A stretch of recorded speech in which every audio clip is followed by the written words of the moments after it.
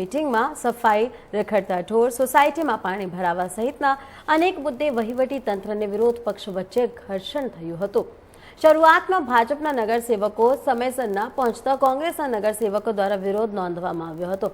તો તાજેતરમાં વરસાદી પાણીમાં ડૂબી જવાથી મૃત્યુ પામેલા 2 યુવાનોને શ્રદ્ધાંજલિ અર્પણ કરવામાં આવી હતી। કે જે 6 મહિના પછી બોર્ડ બોલાવવામાં આવ્યું એમાં જે કામો ન થયા એના માટે કરીને અમે બહુ વિરોધ કર્યો। માન્ય અધ્યક્ષને કીધું, ચીફ ઓફિસર સાહેબ એમ કે ડામરના 4.25 લાખ રૂપિયાના જે કામ હતા, 4.25 કરોડના જે કામ હતા એ કામમાં ભ્રષ્ટાચાર ખૂબ થયું છે। એ રોલ ફળાવવાની જગ્યાએ ઇનોવાની ગાડીથી ફળાવી દે છે। બીજા નંબરની અંદર સફાઈ 24 લાખ રૂપિયા હર મહિને આપવામાં આવે છે, એ સફાઈ થતી નથી, લોકો બીમારી હાલતમાં પડે છે, પાણીનો નિકાલ માટેનું કંઈ નથી, એ બધી દવાનો છંટકાવ નથી કરતા। આ બધી પ્રોબ્લેમ છે, એના માટે કરીને અમે જાજો વિરોધ કર્યો છે।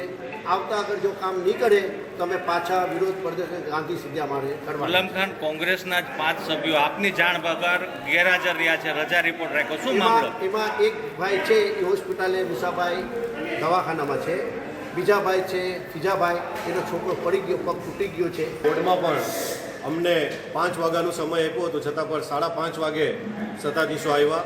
અમને તો એવું જાણવા મળ્યું છે કે બંને વચ્ચે સત્તાધીશો જે છે એમની અંદર કલશના કારણે લોકો પીસાઈ રહ્યા છે અને પોતે નુડાપુસ્તી કરી અને અડધો કલાક પછી એ આવ્યા અને બોર્ડ મોડું સ્ટાર્ટ થઈ ગયું છે।